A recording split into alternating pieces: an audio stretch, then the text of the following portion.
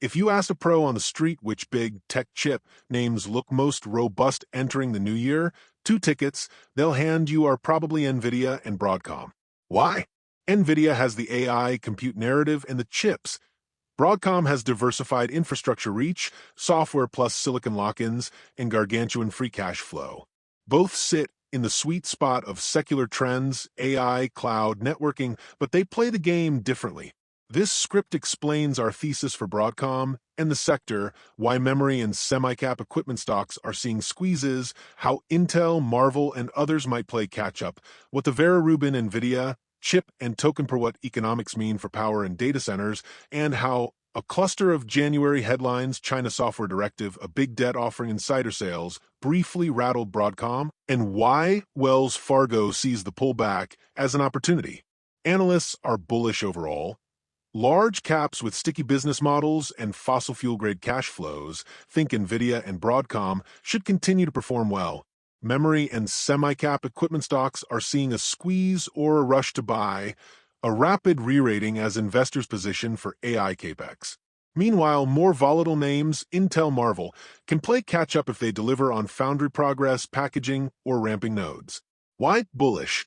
Because secular demand for AI compute, inference, memory capacity, and data center networking is not a single quarter story, it's multi-year structural investment. We think we're still early in this cycle. The AI economy won't mimic the 1990s internet exactly, it will take its own path. That argument underpins Broadcom's case. It's not just a chip maker, it's a substrate company that sells the plumbing and software that keeps hyperscale compute humming. Short term, the memory/semi-cap squeeze. When traders talk about a squeeze in memory stocks and semi-cap, semiconductor capital equipment, they mean rapid renewed buying driven by two forces: demand, re-acceleration expectations. Hyperscalers are signing off on new AI deployments, which requires more HBM, DRAM, and wafer fabs. That bleeds into higher orders for machines and memory. Limited near-term supply. Memory suppliers run fixed capacity. A step function in orders, especially for HBM for GPUs, can create a supply squeeze and whipsaw inventory/price dynamics. If you're Broadcom, a company that supplies networking silicon, switch ASICs, firmware, and software for data center interconnects, a memory capex wave is tailwind. More racks of GPUs, more top-of-rack switch ports, more optical pluggables, more Broadcom silicon. If AI growth is a power plant firing up, memory is the fuel line and semi-cap equipment is the factory that makes the fuel tanks. When everyone rushes to fill tanks, the factory gets bought out first. By the way, if you are getting some benefit from this content so far and want more like this, like the video, it means much to us, and hit the subscribe button and comment the word more. Just go ahead and type the word more, so I know. Now that you have commented, let's continue. Big caps versus small caps. Why Broadcom will likely remain a favorite.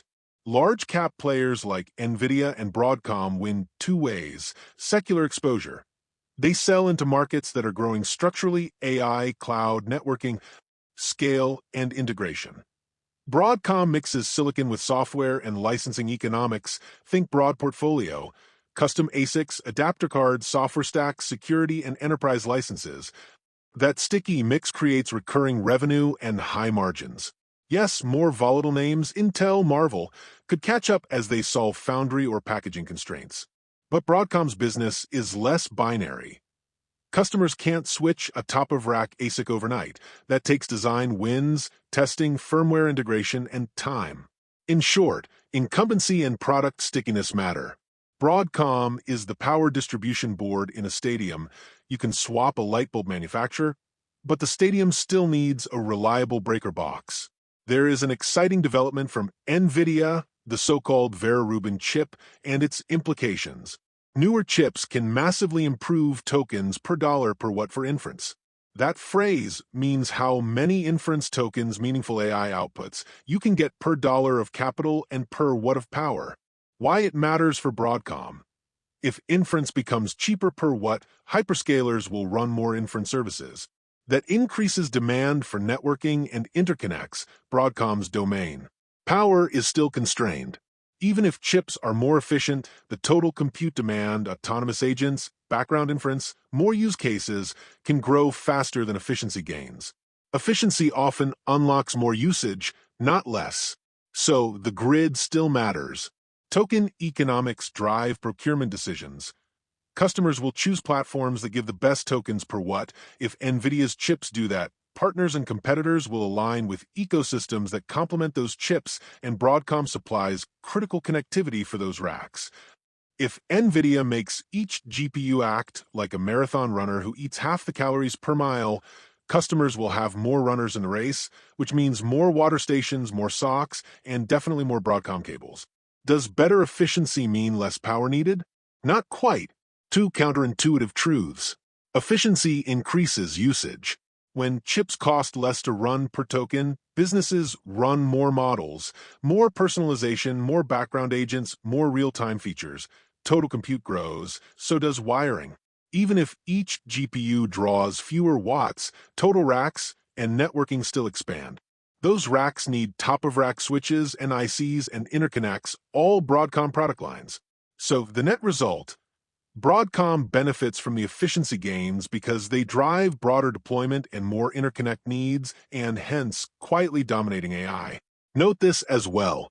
Revelation 14 verses 7 to 8 tells us that, "Fear God and give glory to him, for the hour of his judgment is come, and worship him that made heaven and earth and the sea and the fountains of waters."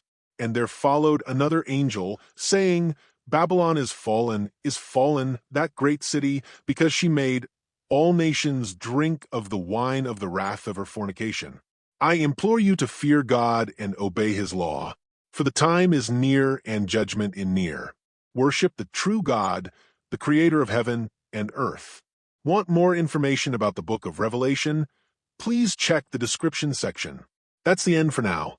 If you have watched until the end, drop a comment like this: "I stayed until the end." Just comment that I stayed until the end. When I see this comment, I will give you a heart. 3 more favors I request from you. First, like this video, subscribe, and then turn on the notifications bell.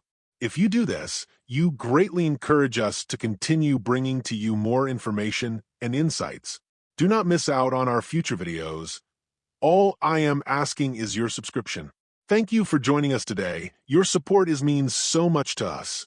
Do not hesitate to share this video to help someone who may benefit. I recommend that you watch the next video, subscribe to the channel, and share your thoughts about today's video.